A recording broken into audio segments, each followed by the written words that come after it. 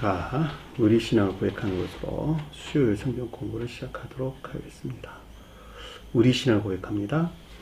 주님, 예수 그리스도는 우리를 구원하신 주입니다. 우리는 세상을 속량하신 이 한 분 하나님을 예배합니다.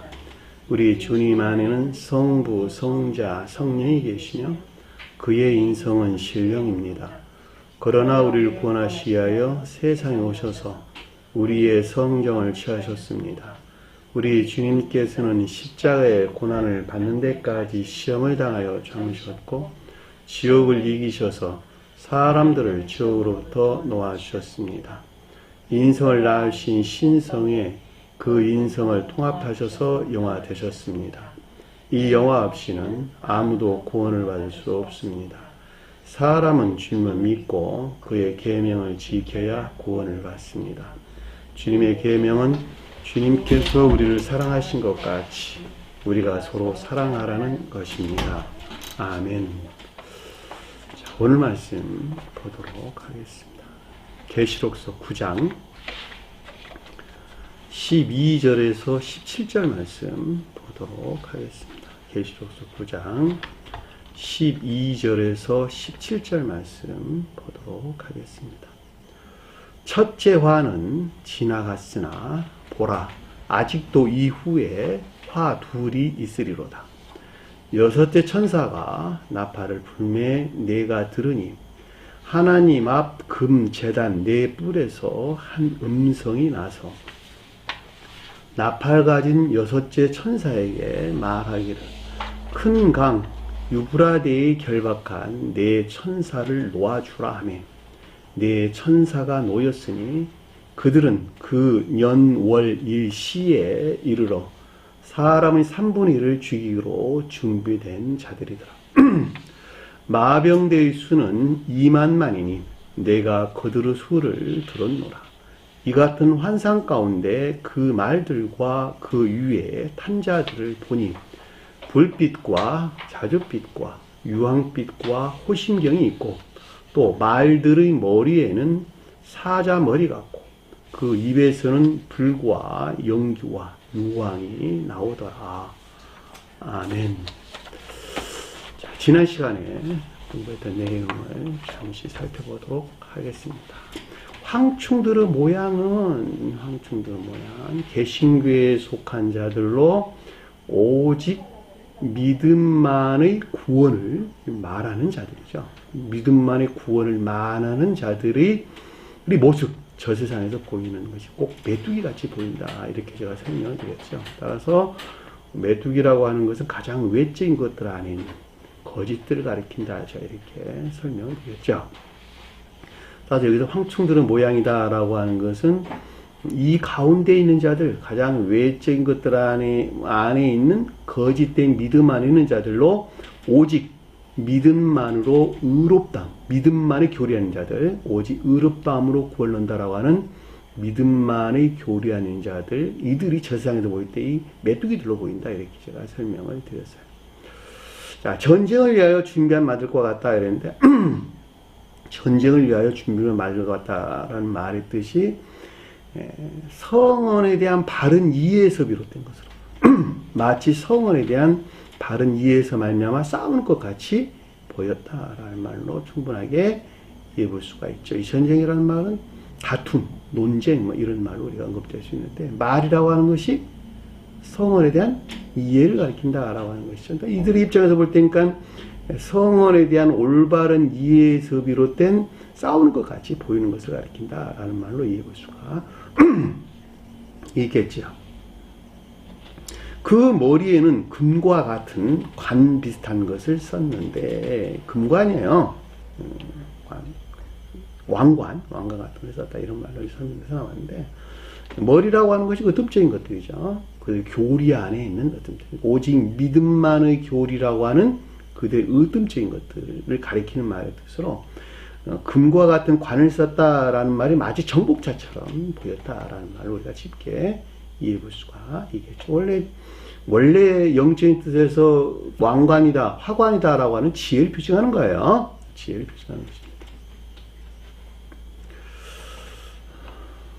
그러니까 여기서 지금 이들에 대해서 설명할 때 금과 같은 관 비슷한 걸 썼다라 했으니까 그들이 전쟁터에 나가서 마치 싸우는 것 같이 성경에 대한 올바른 이해에서 말미암아 싸우는 것 같이 보였고 이것들로부터 그들은 마치 정복자인 것 같이 보였다라는 말로 그들의 교리가 곧 정복자인 것 같이 보였다는 말로 우리가 쉽게 이해해 볼 수가 있겠죠.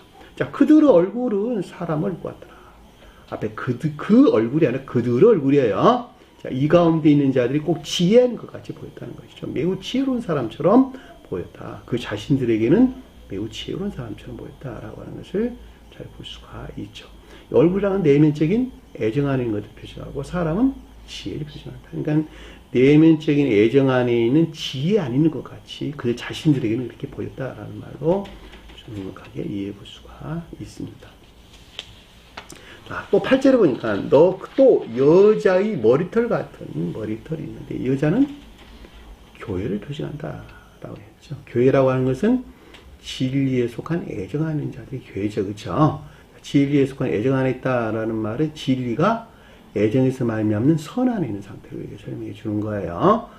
성경에서 말할 때 교회다라고 하는 것은 모두가 다 선 안에 있는 자들을 가리킵니다. 따라서 교회를 완성하는 것은 선 안에 있다는 말은 선과 결합된 진리 안에 있다는 말의 뜻이고 선과 결합된 진리들에 대한 애정 안에 있다는 말은 그것들이 실천되는 사랑이나 인애에 속한 선한 삶 가운데 있는 자를 가리키는 것이죠. 이들이 성경 말씀에서 우리에게 말해주는 온전한 교회에 속한 자들이다라고 하는 것을 잘 볼 수가 있죠. 그러니까 머리털 같다라고 하는 건 마치 그 가운데 있는 것 같은 감관하는 것들을 뜻한다라고 하는 것을 잘 볼 수가 있겠죠. 그러니까 그 자신들에게는 진리에 속해 애정하는 것처럼 보였다라고 하는 거예요. 그러니까 머리털이라고 하는 것이 감관 안에서 드러내는 것들이죠. 천적인 사람들은 감관 안에 있는 것들이 자연적인 천적인 것들 안에 있다. 그렇죠? 그래서 삼손의 머리털이 길었다. 그 말이 그런 뜻이란 말이죠. 요한이 낙타의 털옷을 입었다. 라는 말도 요한은 삶 그 자체를 가리키고 낙타는 영적인 것들을 섬기는 자연적인 겉사람 안에 있는 또는 기억지 않은 지식들을 가리킨단 말이죠. 그렇죠? 그 털이었다. 낙타의 털을 입었다라는 말은 그것들에 취한 자연적인 것들 안에 있는 것을 뜻한다. 그런데 허리띠를 메었다라는 무슨 말이에요? 그러면 마음 안에 있는 것과 행동 안에 있는 것들이 하나로 결합되어 있다. 그것이 곧 요한이 뜻하는 삶이란 말이죠. 가장 높은 뜻에서 문자인 뜻 안에서 열매를 내고 있는 또 문자인 뜻 안에서 활동하는 주님 자신을 가리킨다라고 해도 우리가 넉넉하게 이해해 볼 수가 있는 것입니다. 그렇죠? 그러니까 머리털 같은 머리털이 있었다는 말이 마치 진리들에 속한 애정 아닌 것 같이 보였다. 마치 또 교회에 속한 사랑이나 인애하는 것 같이 보였다라고 해도 마찬가지겠죠.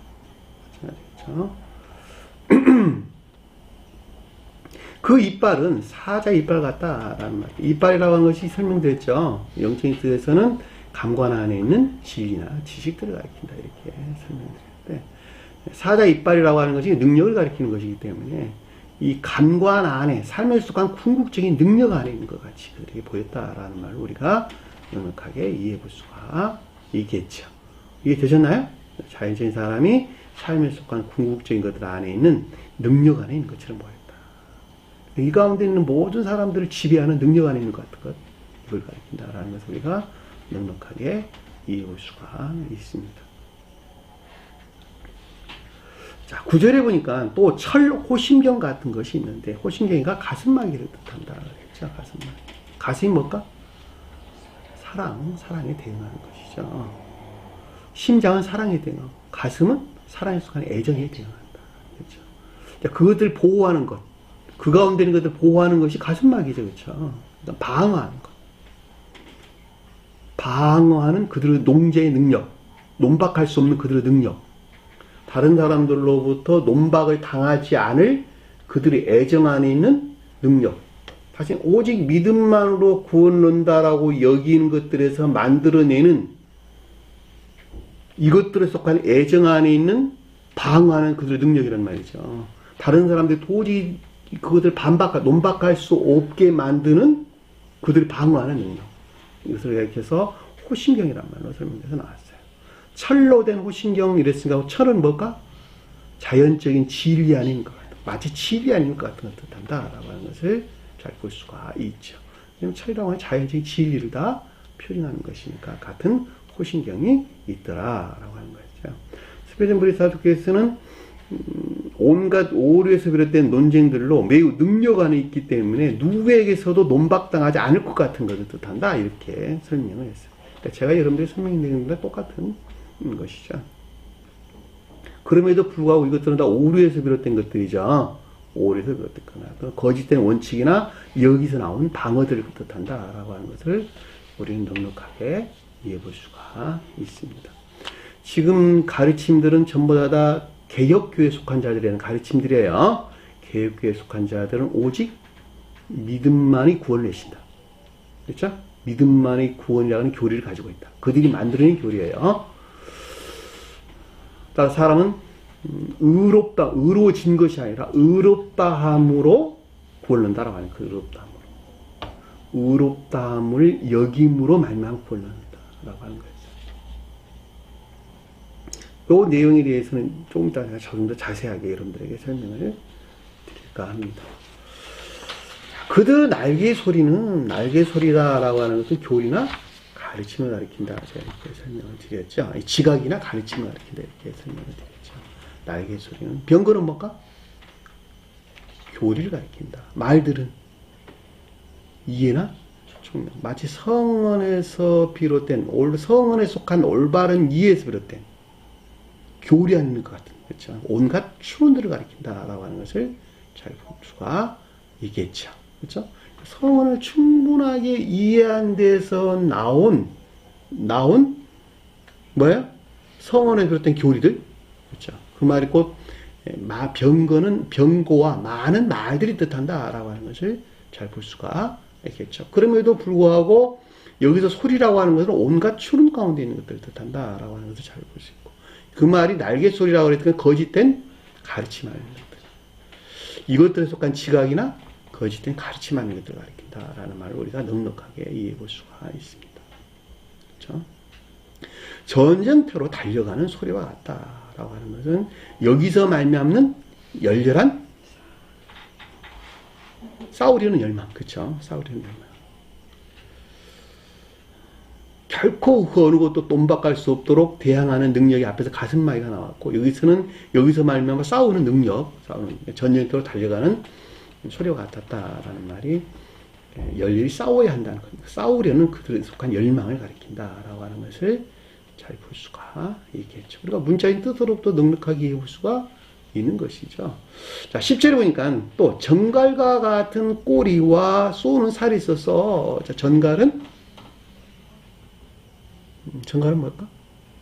공배죠. 치명적인 설득력이나 종지를 가리킵니다. 그렇죠. 종지적인 믿음 안에 있는 것들. 치명적인 설득력이나 종지적인 믿음 안에 있는 것들. 그럼 종지라 해도 상관이 없겠죠. 종지라고 하는 것이 종교적인 원칙이에요. 종교적인 원칙. 종교에 속한 중요한 요소들. 그들이 가지고 있는 종교에 속한 중요한 요소들. 그들이 거짓된 원칙들, 종교적인 원칙들, 이걸 종지라는 말로 우리가 읽을 수가 있죠. 그러니까 치명적인 그들의 종교적인 원칙. 꼬리는 뭐예요? 머리와 꼬리는 연결되게 설명되었죠. 궁극적인 것들 아닌 것들 뜻한다라고 하는 것을 잘 볼 수가 있겠죠. 그렇죠? 궁극적인 것들. 꼬리와 머리는 하나로 연결되어 있는 것이니까 오직 믿음만의 교리에서 것들이 머리를 차지했고 거기서 파생되어 나온 궁극적인 것들 아닌 것들. 그렇죠? 거기서 파생되어 나온 궁극적인 것들 아닌 것이 또 꼬리다라고 하는 것을 잘 볼 수가 있죠. 근데 쏘는 살이 있다, 쏘는 침이 있다라고 하는 것은 뭔 말일까? 쏘는 침이 있다. 사람의 이해와 의지 안에 있는 기능들을 마비시키는, 치명적으로 마비시키는 그들의 능력을 가리킨다라고 하는 것을 잘 볼 수가 있죠. 이 같은 데서 지금 개혁교회가 멸망을 한 거예요, 사실. 아무리 목사가 잘못을 해도 하나님이 세운 종인을 왜 네가 야단이야? 징계도 하나님이 하시지 왜 너희들이 할 것이 아니잖아? 라고 그들 스스로를 그렇게 만들어버린단 말이죠. 이와 의성을 마발시켜버렸어요. 의지기능과 이해기능을 마발시켰어요. 그들이, 교회 목사들이나 교회 지도자들이 아무리 세상적으로 비난받는 일을 해도 그들에 대해서 교회의 성도들이 나서가지고 바로 잡으려고 하지를 않고, 하나님이 세우는, 그게 무슨 하나님이 세워서 마귀가 세웠지. 하나님이 세웠어. 하나님께서 징계하실 문제는 하나님이 달리는 건 아니냐. 너희들은 그냥 말씀만 따르라. 그 교회가 망한 거란 말이죠. 교회가. 한 나라가 지도자가 잘못될 때 백성들이 나서가지고 끌어내리기도 하죠. 우리가 실제적으로 경험을 했잖아요. 그러는 것 같지. 교회 지도자가 잘못될 때 교회 성도들이 나서서 이 일들을 바로 잡아야 되겠죠. 근데 그 이성이나 자유의지를 다 마비시켰단 말이죠. 그들이 교리가 가르침들이다. 그 교리가 그래서 교리가 그래서. 그들이 똑똑해서 그런 것이 아니라 그들이 만들어낸 교리가 그러하기 때문에 그 가운데 그들의 이성은 잠재운 거란 말이에요. 잠재운 거. 그래서 여기서 쏘는 살이란 말이 꼬리와 쏘는 침이 있었다. 살이란 말이 쏘는 침이에요. 쏘는 침이 있다는 말이에요. 교회에 속한 사람들의 이성과 의지를 치명적으로 마비시키는 그들의 능력을 뜻한다라고 하는 것을 잘 볼 수가 있겠죠. 그들의 꼬리에는 다스살 동안 사람을 해치는 권세가 있더라. 제가 설명한 내용이 여기서 나왔잖아요. 그렇죠? 그 꼬리에는 궁극적인 것들 안에 있는 것들은 다스살 동안은 최후 심판이 있기까지 가르친다. 최후 심판이 있기까지 짧은 기간 동안 지금까지 그들은 2000년 넘게 2000년 가까이 그 짓을 해왔는데 이제는 최후 심판이 있었단 말이죠. 최후 심판이 있기까지 짧게 아주 짧은 기간이 남았다는 거예요. 아직 그 짓을 할 때가. 그렇죠? 그럼에도 불구하고 그 가운데 있는 자들은 여전히 그 가운데 있는 것이죠.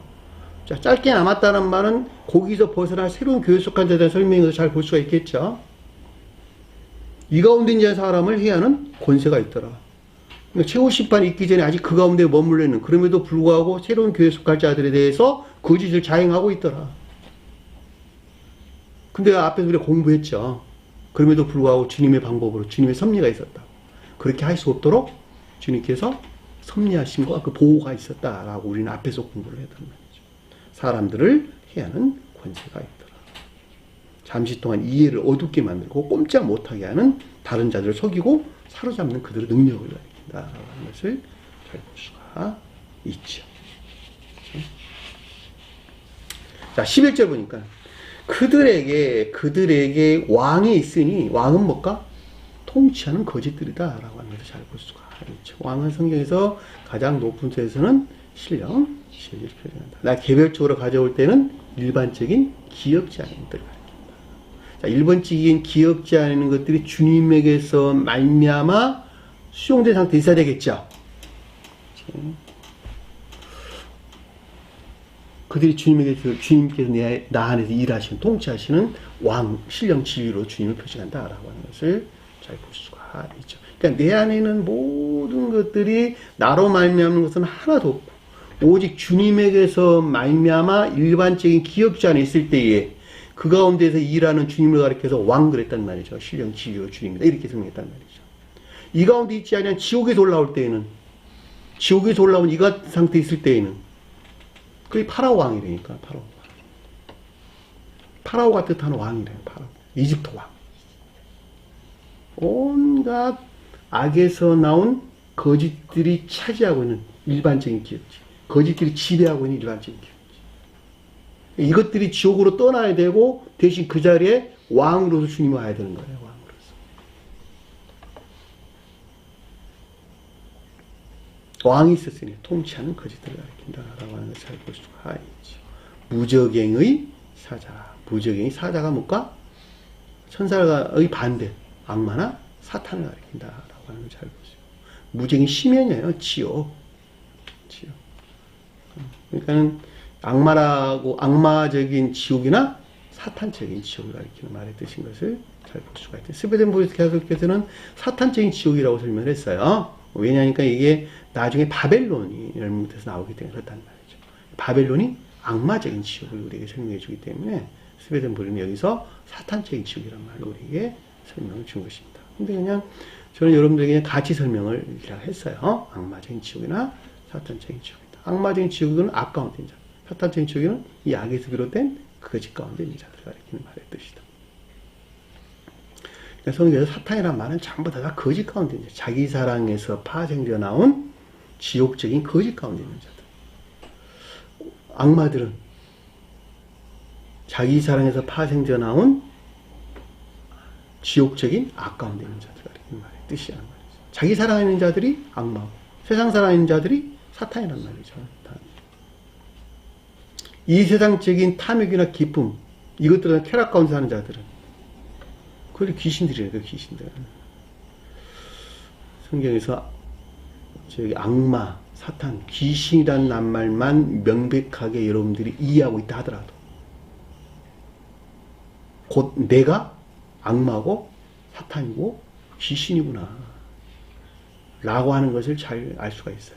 내가 만약에 믿음 안에 나왔다라고 하면은 라고 한다. 영적인 진리로 믿음 안에 나왔다라고 한다면 내 안에 있는 악마들, 사탄들, 귀신들을 쫓아내는 거예요. 제일 처음에 귀신들을 쫓아내는 일이 먼저 있어야 되고 두 번째는 사탄들을 쫓아내고 마지막에 악마들을 쫓아내는 데다 거듭난 자가 된단 말이죠. 이건 질서야 질서. 악마들을 먼저 쫓아낼 수가 없어요. 너무 힘이 세가지고. 그러나 귀신들은 쉽게 쫓아낼 수 있어요. 왜? 내가 마음먹기에 따라서 세상 것들을 끊어낼 수가 있는 것이니까. 세상 기쁨이나 쾌락에서 나올 수 있는 것이니까. 그죠?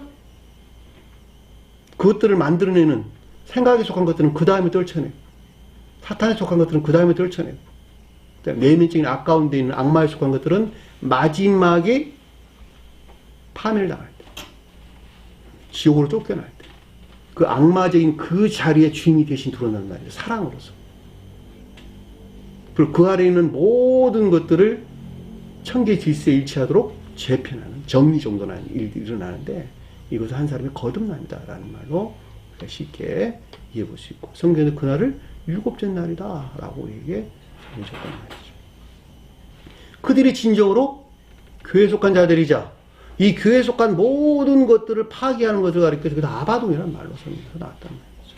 아바돔. 어디서 나왔어요? 정욕에서 비롯된 온갖 거짓 아닌 것들. 또 여기서 만들어낸 것들은 성언이 이화되고 이조된 것들.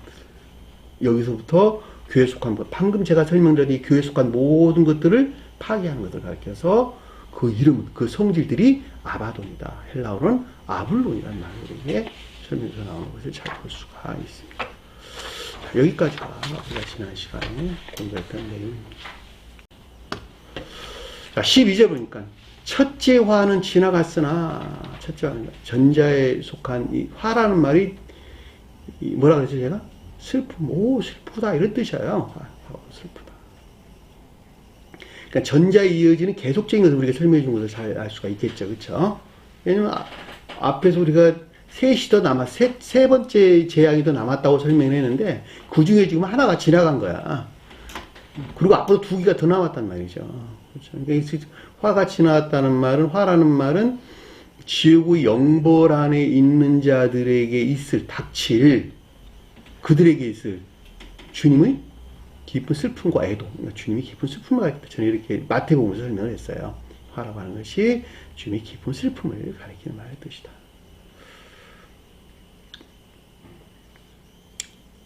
보라, 아직도 이후에 화 둘이 있으리로다. 계속적인 것이죠. 앞으로 생겨날 계속적인 교회의 폐허에 대한 주님이 깊은 슬픔과 애도를 뜻한다. 개신교에 속한 자들의 주님이 슬퍼하신다는 거예요. 한마디로 말하면. 왜 슬퍼하냐? 영벌 안에 있는 그 자체로 슬퍼하는 거예요. 주님께서. 제가 여러분들 보고 슬퍼하는 것도 똑같아요. 그 이상 그 이하도 아닙니다. 여기서 나왔으면 좋겠어요. 지금 영벌의 상태에 있는데. 별 방법으로 다 끄집어내려고 해도 그 사람이 거부하니까 끄집어낼 수가 없어요.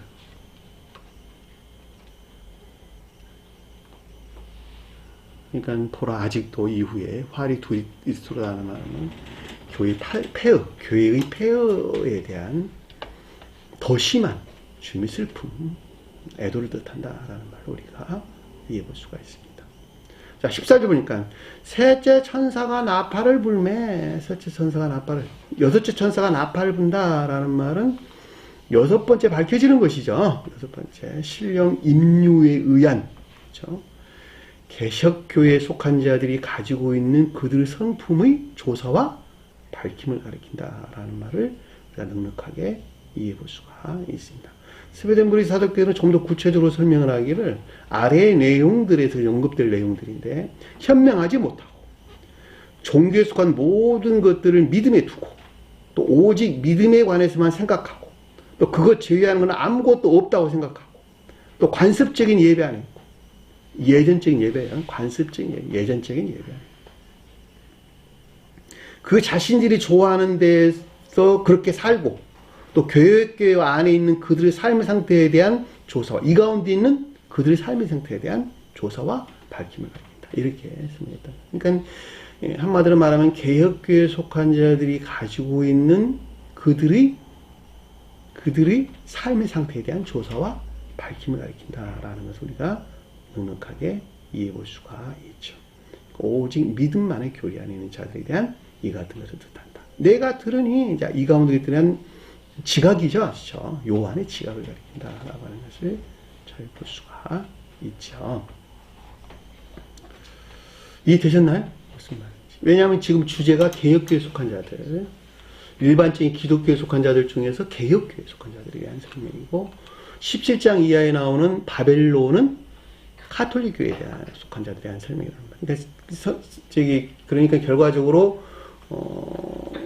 계시록서는 기독교의 종말과 이 종말에서 다시 이어지는 새롭게 재건되는 새 예루살렘이라고 하는 새로운 교회에 대한 가르침이라는 말이죠. 이건 아주 명백하게 우리가 이해해 볼 수가 있습니다. 이 가르침들이 지금 마태복음 24장에서 우리 23장 끝나면 24장에서 설명도 나오는 것인데 그 내용의 뜻도 똑같아요. 우리 지금 계시록서를 공부하고 있는 내용과 교회가 종말에 이르렀을 때에 어떤 상태에 있느냐라고 하는 것에 대한 가르침이 24장에서 우리에게 선거돼서 나오고 있다는 말이에요. 마태복음 24장에서. 그러니까 23장 끝나면 이제 주일날 24장에서 공부를 할 것인데 그때에 공부하는 것과 여기서 공부하는 것이 어떻게 일치하는가 여러분들 비교해 보는 것도 매우 큰 도움이 되리라고 생각을 합니다. 하나님 앞 금제단 네 뿔에서 큰 한 음성이 나서 한 음성이 났다. 하나님 앞에서 하나님에서 큰 음성이 난 것이죠. 하나님은 누굴까? 신령 지혜로서 주님을 표현한다. 신령 지혜로서 주님을 표현한다. 그 앞에 금제단이 있었다라고 하는 것은 영적인 천계를 가리킨다. 제단에 드리는 분향은 영적인 천계 안에 있는 자들에 대한 예배죠. 영적인 예배를 표시한다라고 하는 것을 잘 볼 수가 있죠. 내 뿔이다라고 하는 것은 영적인 예배가 있게 하는 주님의 능력을 가리킨다라고 하는 것을 잘 볼 수가 있죠. 그러니까 하나님은 신령 지혜로서 주님을, 금제단은 영적인 예배가 있게 하는 영적인 예배를 표시한다. 영적인 천계를 표시한다 해도 내나 같은 말로 얘기할 수 있고, 내 뿔이라고 하는 것은 이 가운데 있게 하는 주님의 능력을 가리킨다라고 하는 것을 잘 볼 수 있고, 한 음성이다라고 하는 것은 여기서 나온 주님에게서 말미암는 명령, 신령 명령을 가리킨다라는 말로 넉넉하게 이해해 볼 수가 있겠죠. 자, 여기서 말미암아 조사와 밝힘이 이루어지는 것이죠. 그 조사 밝힘이 어디 가운데 있는 자들이 이루어지냐 그랬더니 큰 강 유프라데에 결박한 천사들이 뜻하는 이것들이 가리키는 이 가운데 있는 것들이 뜻하는 것들에 대한 조사와 밝힘을 가리킨다라고 하는 것을 잘 볼 수가 있죠. 성경에서 뿔은 어디에서나 능력을 가리킨다. 주님의 음성은 신령 지위에 대응한다. 그렇죠? 여기서는 지금 명령이라고 설명했는데 그냥 명령은 신령 진리에서 나오는 것이니까 신령선으로부터 신령 진리는 다 명령하는 것들이 사실은 성경 말씀을 우리가 반드시 지켜야 될 명령이란 말이죠. 성경 말씀이 신령 진리. 이해되셨나요?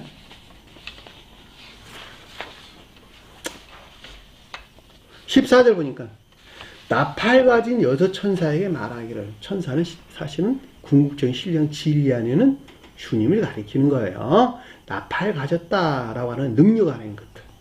그러니까 아래의 내용들을 조사하고 밝힐 능력 안에는 신령 진리로서 주님을 가리킨다라고 하는 것을 잘 볼 수가 있겠죠.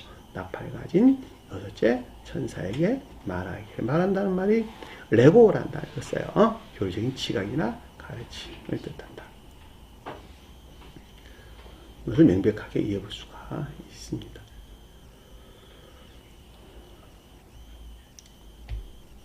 큰 강 유프라데에 결박한 네 천사들을 놓아주라. 유프라데가 뭘까? 유프라테. 성경에서 티그리스 강과 유프라테스 강이 나오죠. 자, 교회에 속한 자들에 대해서 언급할 때 티그리스 강은 내면적인 합리적인 것들. 유프라테스 강은 외면적인 합리적인 것들. 교회에 속한 자들에 대해서 언급할 때 그렇다는 이야기예요. 이해되셨나요? 무슨 말인지. 티그리스 강은 내면적인 합리적인 것들이다. 유프라테스 강은 외면적인 합리적인 것들이다. 이것은 다 어디에 있느냐라고 한다면 아시리아, 아수르예요. 아수르가 옛날에 큰 대국이었어요. 큰 대국. 지금으로 보면은 유프라테스 강과 티그리스 강은 이라크 땅이죠. 이라크 땅. 자, 유프라테스 강과 티그리스 강이 두 줄기로 흐르다가 마지막 삼각줄 이루는 것을 메소포타미아 그런단 말이죠. 메소포타미아. 삼각줄 이루는 그 땅. 메소포타미아라고 그러는데 여기를 우루 지방이다. 우루 지방이다. 수메르 지방. 갈대아 우루라고 할 때 수메르 지방을 일컫는 말씀의 뜻이란 말이에요. 갈대아 우루. 이해되셨나요? 갈대아 우루. 그 수메르 지방을 가리키는 말의 뜻으로 그 갈대아 우루에서 아브라함이 나왔죠. 그렇죠? 그러니까 그 가운데 머물러 있었던 아브라함이 가나안 땅에서 온단 말이죠. 결과적으로 그들 가운데 그들은 우상 숭배적인 믿음 안에 있었다라고 하는 것을 잘 볼 수가. 왜냐하면 가나안 땅으로부터 멀리 떨어져 있는 동네이기 때문에 가나안 땅이 교회를 표징한다 한다면 그렇죠. 그 갈대아 우르라고 하는 메소포타미아 수메르 지방에서 인류 최초의 문자가 나왔죠. 그렇죠. 문자가 나왔다. 그런데 그가 비옥한 토지일 수밖에 없었던 것이에요. 왜냐하면 강물들이 흘러내려오면서 만들어낸 토양들이 굉장히 비옥했기 때문에 그 가운데에서 농사들을 짓게 되는 것이죠. 그렇죠. 농사들을 지으려니까 가뭄이 들게 되면 농사를 못 짓게 되는 것이란 말이죠. 가뭄이 드니까 농사를 못 짓죠. 농사를 못 지니까 그때 수로를 얻게 됐단 말이죠. 관계수로가 발달할 수밖에 없었고 처음으로 관계수로가 거기서 나온다는 말이죠.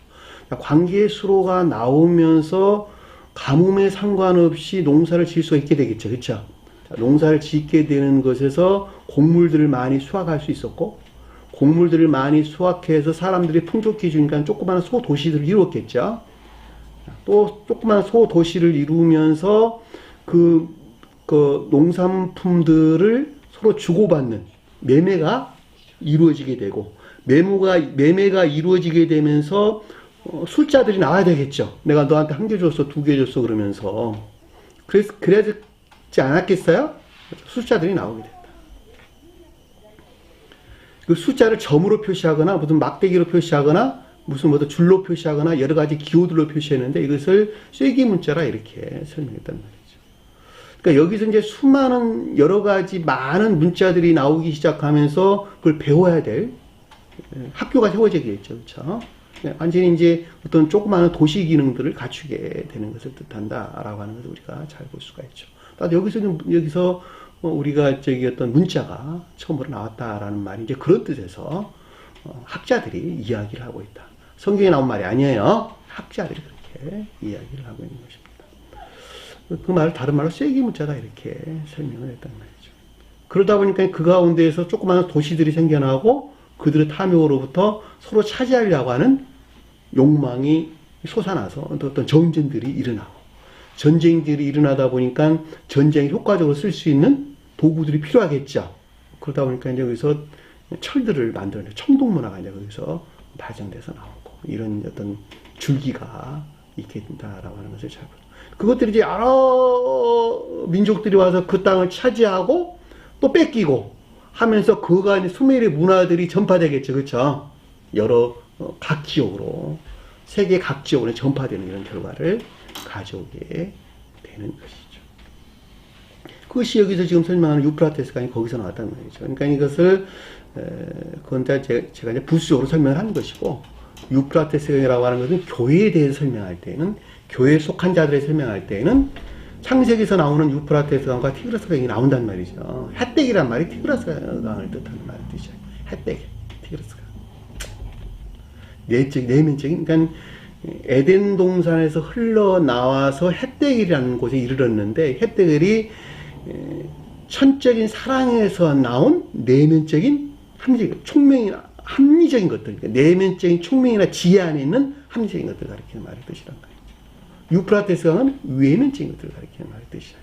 근데 여기서는 지금 개혁교회에 속한 자들에 대해서 설명하는 것이니까 감관에서 말미암아 만들어낸 마음 안에 있는 내면적인 것들을 가리킨다라고 하는 것을 잘 볼 수가 있죠.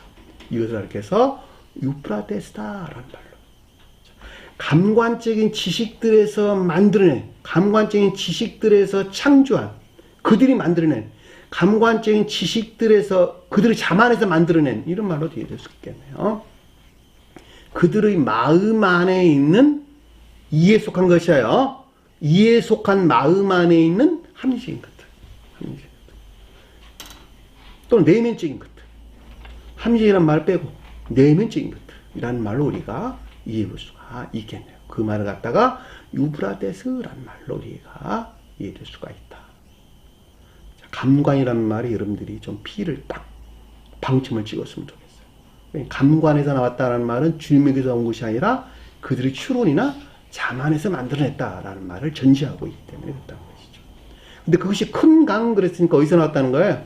악에서 나왔다라고 하는 것을 잘 볼 수 있고, 강은 그 악에서 나온 무수한 거짓들을 가리킨다라고 하는 것을 잘 볼 수가 있겠죠. 그러니까 악에서 나온 무수한 거짓들로 감관에서 만들어낸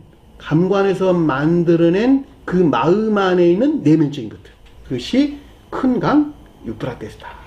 이 가운데 있는 네 천사는 뭘까 그러면? 하늘에 있는 천사란 말이에요. 그 가운데 지옥의 천사란 말이에요. 지옥의 영이란 말이에요. 네? 지옥의 영, 지옥의 영. 네 천사는 지옥의 영이다. 네 뜻은 뭐예요? 둘과 같은 뜻으로 악, 바른 뜻, 선한 뜻에서는 선과 진리, 진리가 선과 서로 결합된 선한 것들. 반대의 뜻에서는 악과 거짓, 거짓과 악들이 하나로 연합된 악 가운데 있는 것을 가리킨다 라고 하는 걸 잘 볼 수가 있죠. 그러니까 여기서는 거기서 파생돼 나온 지옥이 영 안에 있는 것들, 네 천사다라고 하는 것을 잘 볼 수가 있겠죠. 이해되셨나요? 무슨 말이에요? 하늘의 천사 아니에요. 지옥의 영이다. 놓아주어라 라고 하는 말도 놓아주어라. 풀다, 해방하다. 풀다, 해방하다. 들추어내는 거예요. 풀어놓는 거예요. 풀어놓다는 말 영적인 뜻에서 이들의 성품들을 조사하고 밝혀내기 위해서 들추어내는 거, 들추어내는 거. 외적인 구속을 제거시킨다. 외적인 구속, 마치 겉으로 보기에는 거룩한 진리 안에 있고, 거룩한 믿음 안에 있고, 주님을 향한 기도 안에 있고, 주님을 향한 찬양 안에 있고, 하는 이것들 치장되어 있는 이것들을 다 걷어낸다는 거예요. 걷어낸다. 왜냐면 그래야지 조사하고 그들의 성품들이 밝혀질 것이니까. 우리 마태복음 공부했잖아요. 마치 뭐뭐 안에 있는 것 같다. 그 말이란 말이에요. 마치 주님을 향한 예반인 것 같다. 마치 거룩한 믿음 안에 있는 것 같다.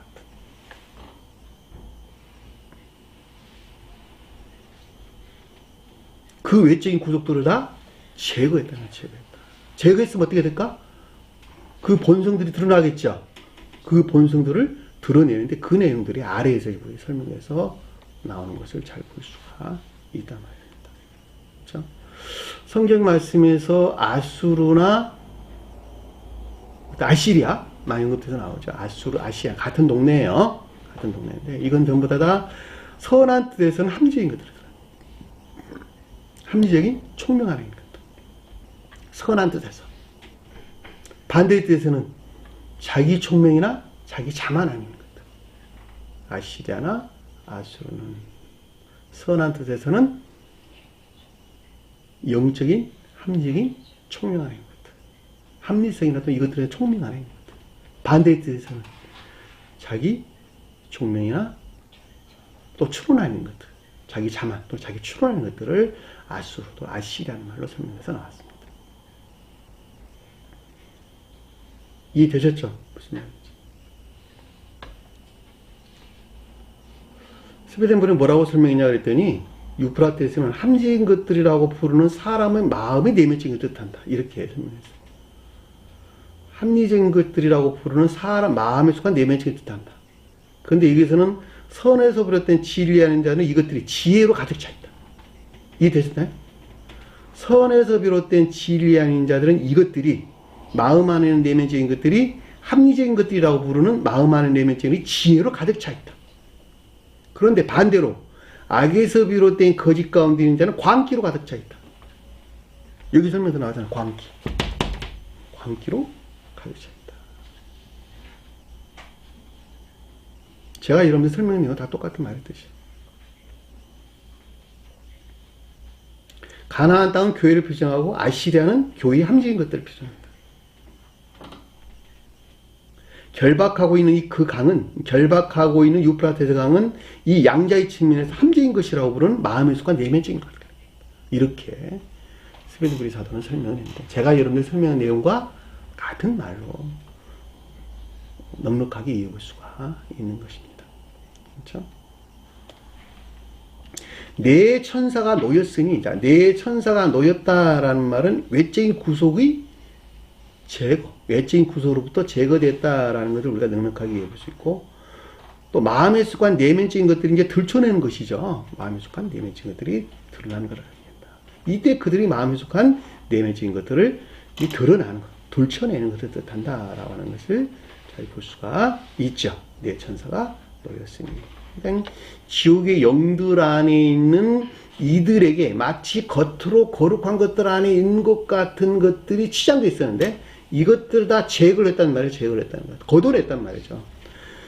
그랬더니 어떻게 되겠어요? 그 가운데 있는 것들이 들춰내는 것이죠. 드러나는 것이죠. 조사 밝힘이 이루어진다라고 하는 것을 우리가 넉넉하게 이해해 볼 수가 있죠. 그렇죠? 그들은 그 연원일시에 이르러, 영적인 뜻에서 해, 1년은 선의 측면에서 모든 것들을, 달은 한 달은 진리에 속한 선의 측면에서 모든 것들을, 일은, 날은, 먼 날, 일이란 말은 날, 헤매라, 날이라는 뜻이에요. 양자의 측면에서 상태 안에 있는 것들을, 시는 계절에 맞는 적절한 때, 이런 뜻인데 믿음 안에 있는 것들 가리키는 말의 뜻이에요. 이제 이 가운데 있어야 될 것들을 들춰낸, 밝혀낸, 이 가운데 있는 것들이 측면에서 그들에게 있는 정반대에 있는 것들이 들춰낸, 밝혀낸, 조사, 이런 것을 가리킨다라고 하는 것을 잘 볼 수가 있어요. 스웨덴브리 사도는 그걸 그렇게 설명을 안 하고 계속적인 단절이 없는 것을 뜻한다, 이렇게 설명을 했어요. 근데 저는 이 말보다는 제가 설명하는 내용이 훨씬 더 어울릴 것이라고 설명을 해서 저는 제가 이렇게 풀었습니다. 영이라고 하는 것, 왜냐하면 영적인 뜻에서 영이라고 하는 것은 선의 측면에서 모든 것들, 달이라고 하는 것은 진리에서 비롯된 선의 측면에서 모든 것들. 날이라고 하는 이 양자 안에 있는 상태 안에 있는 것들. 시라고 하는 것은 잘 어울리는 믿음 안에 있는 것들. 영적인 교회에 속한 자를 설명할 때는 그렇단 말이죠. 그러니까 반대로 개혁교회에 속한 자들을 설명할 때는 이 가운데 있어야 될 것 측면에서 정반대에 있는 이것들의 측면에서 그들 안에 있는 것들의 조사나 밝힘을 가리킨다라고 하는 것을 잘 볼 수가 있단 말입니다. 그렇죠? 근데 그것이 무엇이었냐 그랬더니 사람의 3분의 1을 죽이기로 준비한 자들이다 이렇게 설명했다. 사람이 뭘까? 진리 안에 있는 것들 또는 교회에 속한 것들. 진리 안에 있는 것들. 교회에 속한 것들. 사람이 안드로포스를 그런 말의 뜻으로 진정한 의미로 사람은 교회에 속한 자들인 그런 말씀의 뜻이죠. 그러니까 주님에게서 말미암는 사랑이나 인애에 속한 선한 삶 가운데 있는 자들. 이들이 곧 사람이란 말이죠. 히브리어에서 사람은 아담이란 말로 설명해서 나왔어요. 아담이 사랑과 지혜 안에 있는 자들. 사랑에 속한 지혜 안에 있는 자들. 주님에게서 온 사랑에 속한 지혜 안에 있는 자들. 이들이 아담이란 말이죠. 에덴 동산의 말이 그런 뜻이란 말이죠. 겉사람에 속한 모든 것들이 이 가운데를 섬기는 선한 삶 가운데 있는 자들. 사랑과 지혜 안에 있는 것들을 섬기는 선한 삶 가운데 있는 자들. 혼인의 안에 있는 자들. 그들이 진정으로 사람이란 말이죠. 그러니까 여기서 일반적으로 이 가운데 있는 자들이 교회 안에 있다라고 하는 것을 잘 볼 수가 있죠. 그렇죠? 근데 어떻게 했다는 거예요? 3분의 1을 죽이기로 준비한 자들이다. 이렇게 설명했으니까 3분의 1은 뭘까? 진리 측면에서 모든 것들. 전부. 죽이다라고 하는 것은 사멸시킨 것. 생명을 제거하는 것을 가리킨다. 라고 하는 것을 잘 볼 수가 있죠. 그러니까 교회에 속한 자들에게 있을 영적인 것들, 영적인 생명에 속한 것들을 제거하는 것을 가리킨다. 라고 하는 것을 잘 볼 수가 있죠. 그렇죠? 이해되셨나요? 무슨 말씀? 제거한 것을 그들에게 가득 차 있다는 거야, 한마디로 말하면. 그들 안에 있는 것들이다. 마음 안에 내면적인 것들이. 어디서 나온? 악에서 나온. 그 말은 이제 아래에서 좀 더 구체적으로 우리에게 설명해 주는 것을 잘 볼 수가 있죠. 근데 이것이 준비된 자들이다. 라고 하는 것은 애씀 상태, 계속적인 애씀의 상태에 있는 것을 뜻한다. 라고 하는 것을 넉넉하게 이해해 볼 수가 있죠. 왜 준비되어 있다고 하는 것은 그 마음 안에 있는 내면적인 것들이 다 어떻게 있다는 거예요? 예비되어 있다. 교회에 속한 것들을 다 파괴하도록. 교회에 속한 것들을 파괴하고 사멸시키도록 하는, 사멸시키는 계속적인 에이스만 안에 있더라. 전부 모두를. 이런 뜻인 것을 잘 볼 수가 있죠. 16절 보니까 마병대의 수는 2만만이니 자, 그 성품에 대해 설명서 나왔어요. 마병대의 수는 그들이 마음에 속한 내면적인 것들이 무엇이었냐 그랬더니 마병이었다. 마병. 기병이었다. 기병이 뭘까? 기병. 온갖 추론들. 근데 군대래 그것이. 기병의 군대는 뭘까? 마치 주님의 군대들은 뭘까? 주님의 군대는 천사들은 오직 선과 진리, 이것들에 속한 지혜나 총명에 속한 이것들 안에 있는 지혜나 총명에 속한 지식 안에 있죠. 이들이 주님의 군대란 말이에요. 주님의 군대. 이 가운데에서 주님께서 싸우시죠. 그래서 만군의 주 이렇게 설명해서 나와요. 만군의 주다라는 말이 이 가운데에서 교회를 성취해 가시는 주님을 가리키는 말의 뜻이다. 만군의 주다. 그러니까 주님의 군대는 오직 천사들을 가리키는 말의 뜻으로 선과 진리, 또 이것들에 속한 이것들 안에 있는 지혜에 속한 지식 안에, 지혜나 총명에 속한 지식 안에 이것들이 주님의 군대란 말이죠. 근데 이것을 정반대로 설명되고 있었어요. 정반대로. 기병의 군대는 그러니까 오직 믿음의 교리에 관한 온갖 추론을 뜻한다라고 하는 것을 잘 볼 수가 있겠죠. 그렇죠? 온갖 믿음의 교리에 관한 온갖 추론을 뜻한다. 근데 그 수가, 그 성질이, 수는 뭐예요? 성질. 본성과 성질. 근데 그 성질이 이만만이다. 만이란 말이 헤아릴 수 없이 무수히 이런 뜻이에요. 헤아릴 수 없이 무수히. 근데 만이란 말은 성경에서 나왔어요. 둘이란 말은 아까 제가 사라는 말에 설명돼서 나왔는데 둘은 선의 측면에서 설명한다. 반대로 여기서는 악의 측면에서 설명한다. 그러니까 무수히 헤아릴 수 없는 그 악과 결합된 거짓들 안에 있더라. 거짓들 안에 있더라. 마음에 속한 내면증이들. 마음에 속한 내면증. 그들이 함정인 것이라고 여겼다. 그들이 함정인 믿음 안에 있다고 여기는 그 마음에 속한 내면증인 것들.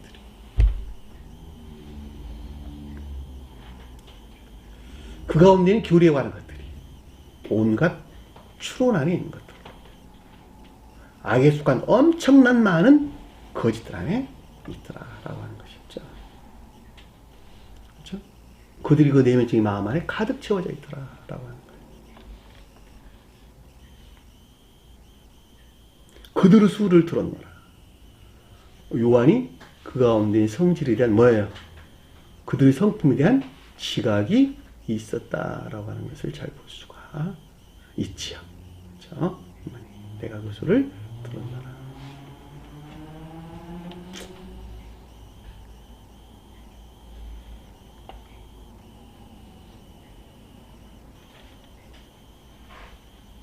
(17절) 보니까 이 같은 환상 가운데 있는 그 말들과 그 위에 탄 자들 보니, 자, 이 같은 환상 가운데 그 말들과 그 위에 탄 자들 보니 이렇게 지금 번역이 되는데, 이 같은 환상 가운데 있는 이 뜻이에요. 앞에 있는이라는 단어 하나 더 넣으세요.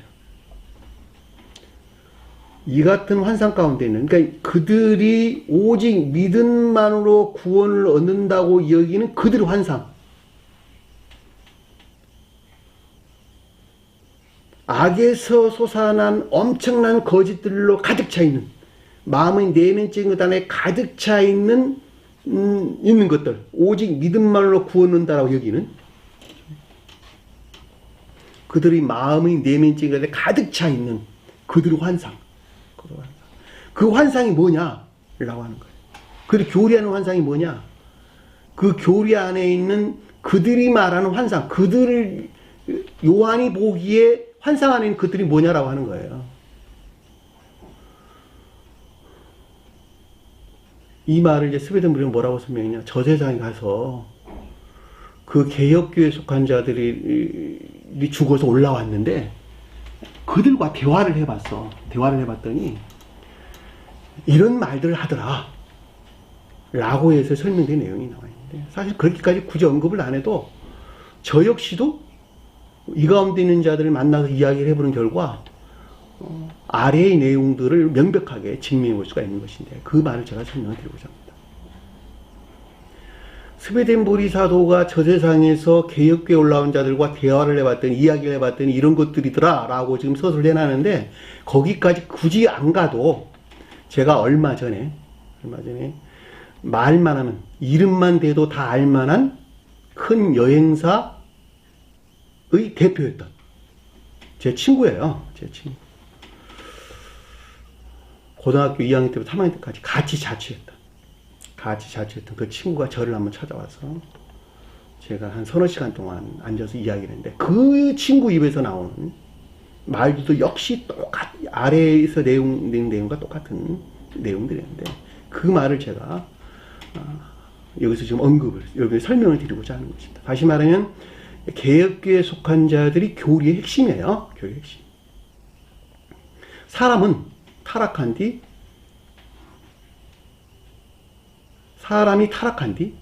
구원의 유일한 수단은 믿음이다. 사람이 타락했다는 거예요. 타락한 뒤에 구원의 유일한 수단은 믿음이다. 이 믿음의 수단 없이는 하나님 앞에 그 자신을 드러낼 수가 없다. 개혁교에 속한 자들이 가지고 있는 그들이 교리하는 것들, 그들의 핵심적인 교리들. 사람은 죄악 가운데 태어나고 그 본성은 아담의 죄에 의해서 천적으로부터 비롯됐다. 그렇죠? 사람은 죄악 가운데 태어난다. 죄악 가운데 태었다는 것은 당연히 다 아는 것이죠. 그 본성으로 아담의 죄로부터 전적으로 비롯됐다. 아담 죄로부터 전적으로 비롯되었다. 그러므로 믿음 위에는 어떤 방법으로 치료될 수 없다. 라고 하는 그들의 교리를 가지고 있다는 것이죠. 그 결과로 우리는 선행이나 업적이 결코 구원에 공헌할 수 없다. 왜냐하면 우리는 죄악 가운데 출생했고 죄악 가운데서 살다가 죽는 것이니까 죄악 가운데 있는 나로부터는 결코 어떠한 선행도 있을 수가 없다고 하는 거예요. 우리 선행이나 업적은 결코 구원에 들어서 공헌할 수가 없다라고 하는 거예요. 그러니까 선한 삶으로부터는 구원받을 수가 없다. 선행으로부터는 구원받을 수가 없다라고 하는 그들이 교리를 가지고 있다는 거예요. 어느 누구가 그 자신으로 말미암아 성을 행할 수가 있겠냐는 거예요. 나는 출생했다. 아담으로부터 전해져 온 그 방법에 의해서, 그 원죄로 의해서 나는 출생으로부터 악한 존재인데 어느 누가 그 자신으로 말미암아 성을 행할 수가 있느냐라고 하는 거예요. 자기 자신으로 말미암아 행하는 것은 모두가 다 공로적인 사상이라. 공로적인 사상 안에 있을 수밖에 없는 것이고 자아적인 의를 세우는, 자기 자신의 공의를 세우는, 자기 자신의 의를 세우지 않느냐라고 하는 거예요. 의가 내재 있지 않느냐라고 하는 거예요. 내가 어떤 일들을 행하게 되면 그것으로부터 공로적인 것들을 취하고 자기 의의를 드러내는 건 너무 당연한 것이지 않냐는 거예요. 그러니까 우리는 성경에서 가르쳐 주신 우리 율법을 안에 온전히 완성해낼 수 없는 것이다. 그러니까 율법을 완성해 줄 주님을 믿어야 된다는 것이 한마디로 말하면. 그럼 우리는 율법을 완성할 수가 없다. 이 같은 이유에서 주님께서는 이 세상에 오시고 십자가상에서 매우 비참하게 고통을 받은 이유가 있다는 거예요. 이 같은 이유에서. 왜냐하면 이것들로부터 율법에 속한 저주나 영벌한 우리를 구원하기 위해서. 우리는 율법의 저주 안에 있는 것이기 때문에 그 율법의 저주 안에서 영벌이나 저주로부터 우리를 제호했다라고 하는 거죠. 주님께서 십자가에 못 박혀 죽으신 거죠. 이 방법을 통해서 하나님 아버지와 화해를 했고 믿음을 통하여 사람이 전가되는 공로나 의의를 이루셨다라고 하는 거예요. 그렇죠? 죄악 가운데 살다가 죽을 수밖에 없는 우리,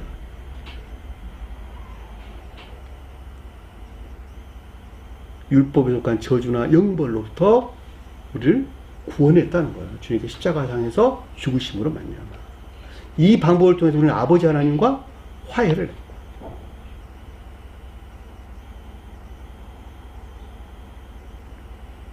그래서 이제 더 이상 악은 더 이상 사람을 저주할 수 없고 선이 우리 구원의 방편이 될 수가 없다라고 하는 거죠. 왜냐하면 사람은 남에서부터 악한 존재이기 때문에 결코 선을 행할 수 없는 것이니까 선 그 자체가 우리를 구원할 수 있는 방편이 될 수 없다는 것이죠.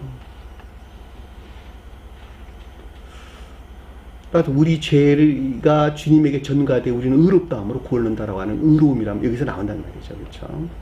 그러므로 믿음 안에 가진 자들은, 우리 믿음을 가진 자들은 우리 명성이나 명예나 이익에 손해를 입지 않고 시민법에 저촉되지 않는다면 우리가 좋아하는 어떤 것들을 생각하고 도모하고 말하고 행동하는 충분한 자유 상태에 있게 된다. 스웨덴버리 사도가 정리해놓은 내용들이에요.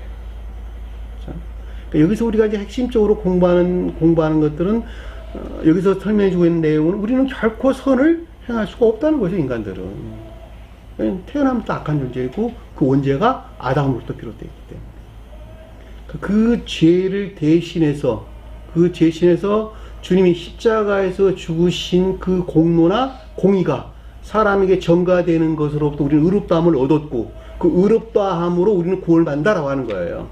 그것도 핵심 교리란 말이에요. 그럼에도 불구하고 세계의 가르침들은 그렇지가 않죠. 그렇지 않죠.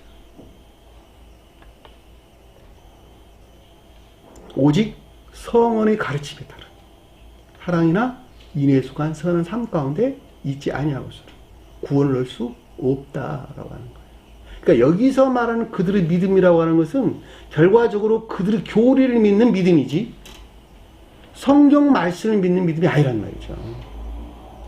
성경 말씀을 믿는다라고 하는 것은 그들의 입장에서 설명할 때 오직 의롭다함으로 구원을 얻는 것이 아니라 성언의 가르침에 따른 선한 삶 가운데 있지 아니하고는 구원을 받을 수 없다고 하는 것을 믿는 거예요. 그럼에도 불구하고 개별적으로 가져올 때 내가 이 믿음 안에 성언의 가르침에 속한 믿음 안에 있다라고 하는 것은 내가 인내 안에 있는 상태를 이끈다라고 하는 것을 여러분들이 반드시 기억을 하셔야 합니다. 그러니까 결과적으로 성언의 가르침에서 말미암아 악을 죄로 여기고 내가 떨쳐내지 아니한 사람, 내 자신 스스로가 그것을 악을 죄로 여기고 멀리하지 아니한 이상은 나는 그 악 가운데 그대로 머물러 있을 수밖에 없고 결국은 그 악 가운데 살다가 죽을 수밖에 없는 것이죠. 그 악이 뭡니까? 자기 사랑이나 세상 사랑에 속한 정욕이나 탐욕적인 기쁨과 즐거움 아닌 것들.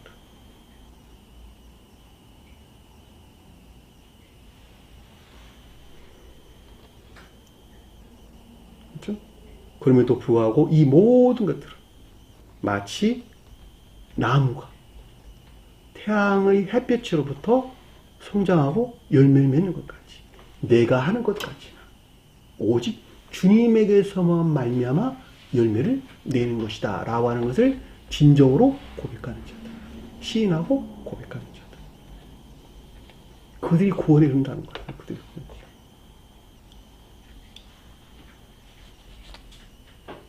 이 같은 환상들, 이 같은 환상 가운데 있는 자들, 앞에 설명한 개혁교에 속한 자들에게 있는 이런 환상 가운데 있는 자들, 그 말들과 그 위에 탄 자들을 보니 말들은 아까 설명했죠, 그렇죠? 마치 성언에 대한 바른 이해 가운데 있는 것 같은 그들이 자기 총명이나 자만 안에 있는 것들, 자기 총명이나 추론 가운데 있는 것들, 또 환상적인 추론 가운데 있는 것들을 뜻한다라고 하는 것을 잘 볼 수가 있겠죠. 그 위에 탄 자들을 보니, 그렇죠? 이 가운데 있는 자들을 뜻한다라고 하는 것을 명백하게 이해해 볼 수가 있겠죠, 그렇죠? 말들과 그 위에 탄 자들을 보니. 그것이 어떤 상태에 있었냐 그랬더니 유행 받다. 불빛과 자줏빛과 유황빛과 호신병이 있고, 불빛은 뭘까? 불빛. 선적인 사랑, 반대로 지옥적인 사랑 안에 들어갔다 라고 하는 걸 잘 볼 수 있고, 감청색, 청색은 뭘까? 청색. 자줏빛이란 말이 청색이라는 뜻이에요.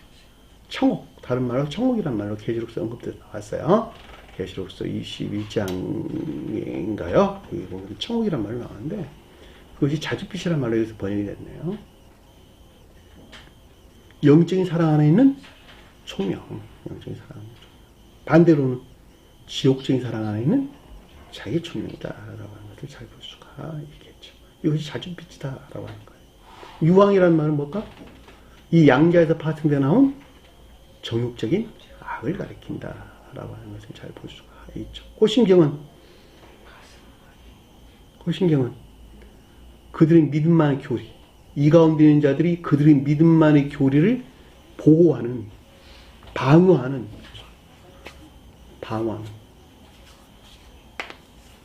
수단들, 근원이 되는 논쟁들을 가리킨다라고 하는 거예요.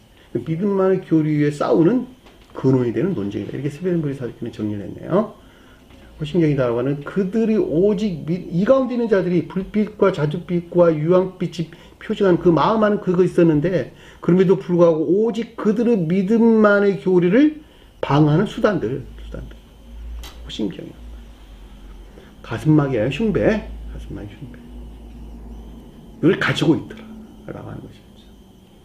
그 말들은, 그 온갖 환상 안에 있는 추론들은, 자기 총명 안에 있는 것들은 머리는 사자의 머리 같더라. 이 머리라고 하는 것이 으뜸적인 것으로 그들의 오직 믿음만의 교리였죠. 그렇죠? 믿음만의 교리 안에 있는 그들의 환상 안에 있는 추론들은, 환상 안에는 자기 총명 안에 있는 것들은 사자의 머리 같더라 라는 말은 모든 것들을 통치하고 지배하는 그 능력을 가리킨다. 능력 안에 있는 것 같더라 라는 말을 우리가 명확하게 이해해 볼 수가 있는 것이고, 사자는 곧 능력을 가리키는 것이니까 모든 것들을 지배하는 그들의 능력을 가리킨다. 잘 볼 수가 있죠. 그렇죠? 근데 그 아래 보니까 또 뭐라고 설명서 나왔냐 그랬더니 그들의 입에서는 불과 연기와 유황이 나오더라. 불은 뭘까? 의지 측면에 설명하는 것으로 자기 사랑이나 세상 사랑, 자기 사랑이나 반대 뜻 설명하는 것이죠. 자기 사랑이나 세상 사랑인 것들을 가리킨다. 연기는 이해의 측면에 설명하는 것으로 자기 총명에 속한 자만에 있는 것들을 가리킨다. 라는 말로 우리가 넉넉하게 이해해 볼 수가. 왜냐면 거짓하는 것들, 연기는 거짓하는 것들이고 불은 악 가운데 있는 것들을 가리키는 것이니까 불은 악을 가리켰고 연기는 거짓을 가리키는데 악은 자기 사랑이나 세상 사랑, 의지 측면에 설명하는 것으로 자기 사랑이나 세상 사랑에 속한 악 가운데 있는 것들을 가리킵니다. 연기라고 하는 것은 피어오르는 이 양자에서 자기 사랑과 세상 사랑에서 피어나는 피어오르는 자기 총명 안에 있는 자기 총명이나 자기 자만 안에 있는 거짓된 것들을 가리킨다라고 하는 것을 잘 볼 수가 있겠죠. 유황은 뭘까? 앞에서 설명한 것 같이 온갖 거짓에 속한 정욕 안에 있는 것들을 가리킨다라는 말로 우리가 넉넉하게 이해해 볼 수가 있죠. 여기서 흘러나오더라. 그러니까 여기서 지금 우리가 결과적으로 설명해 보면 계획교에 속한 자들의 성품이 어떠한가 그 조사 밝힘이 여기서 설명되고 있는 것이니까 그 가운데 그들이 가지고 있는 성품이 어떠한가 라고 하는 것을 우리는 넉넉하게 이해해 볼 수가 있죠. 여러분들이 조금만 깊게 생각해 보면 쉽게 이해될 수 있는 것들이에요. 다. 뭘 더 이상 설명을 합니까? 그들이 가지고 있는 성품에 대해서. 그들이 어떻게 구원을 받을 수 있단 말입니까? 아, 나는 그들을 어떻게 의롭다 함으로 구원을 얻느냐고. 그들이 가지고 있는 교리는 모두가 다 손에 잡히지 않는, 손에 잡힌 것이 아무것도 없는, 다 추상적인 것들입니다. 한번 말해봐요, 여러분들. 추상적인 거 아닌가 하나도 있는가? 믿음이라는 말도 추상적이잖아. 2000년 전에 오셔서 주님께 십자가 돌아가셨는데 그걸 믿는 믿음으로 나는 구원을 얻는다. 얼마나 추상적이냔 말이에요. 나는 그대로 있는데 의롭다함으로 구원을 얻는다? 난 의로워졌다? 이거 얼마나 추상적이냔 말이죠. 실제적인 것이 아무것도 없어요. 처음부터 그것까지 다 추상적인 낱말들만 난무합니다. 그겁니다. 세계에서 가리키는 것은 매우 실제적인 것입니다. 추상적인 낱말은 통용되지가 않아요. 믿음, 인내 안에 있어야 된다. 인내가 뭡니까? 선한 삶을 가리킨다. 선한 삶 그 자체가 이웃사랑이 된다. 그 가운데 있는 자들이 믿음 안에 있는 것이란다. 성원의 가르침은 오직 그 가운데 있단다. 하나님을 사랑하고 이웃을 사랑한다.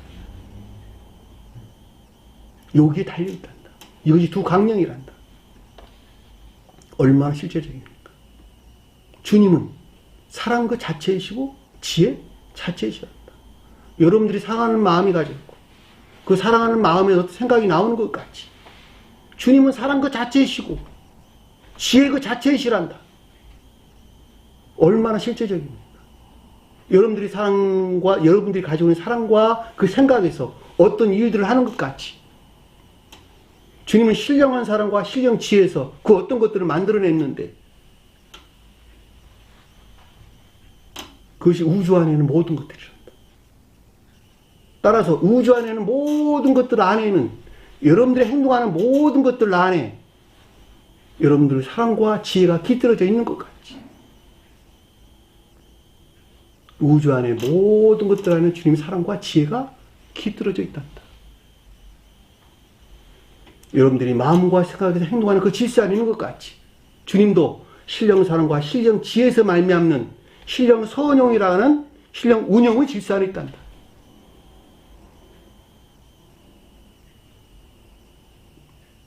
이런 말하면 못 알아들 사람 어디 있냔 말이에요. 얼마나 실제적입니까? 그러니까 여러분들이 구원을 받으려면 반드시 주님의 질서 안에 들어가야 됩니다. 그 질서 안에 들어가는 것이 뭐냐? 주님에게서 쪼개받은 빵을 먹는 것이고 잔을 마시는 것이랍니다. 그것이 성만찬이 우리에게 가르쳐주는 표징이란 말이죠. 이마만큼 실제적인 것이 어디 있어요? 이마만큼.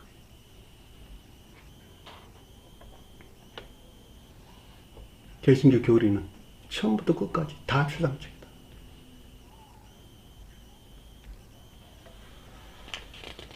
오늘 주신 말씀 마음속에 깊게 간직하시고 한 주간 승리하는 저와 여러분 되기를 간절히 축원합니다. 자, 주기도문 하는 것으로 공부를 마치도록 하겠습니다. 하늘에 계신 우리 아버지, 이름을 거룩히 여김을 받으시오며 나라의 마옵시며 뜻이 하늘에서 이룬 것 같이 땅에서도 이루어지리라. 오늘날 우리에게 일용할 양식을 주옵시고 우리가 우리에게 죄진 자를 사하여 준 것 같이 우리 죄를 사하여 주옵시고 우리를 시험에 들게 하지 마옵시며 다만 악에서 구하옵소서. 나라와 권세와 영광이 아버지께 영원히 싸움나이다. 아멘.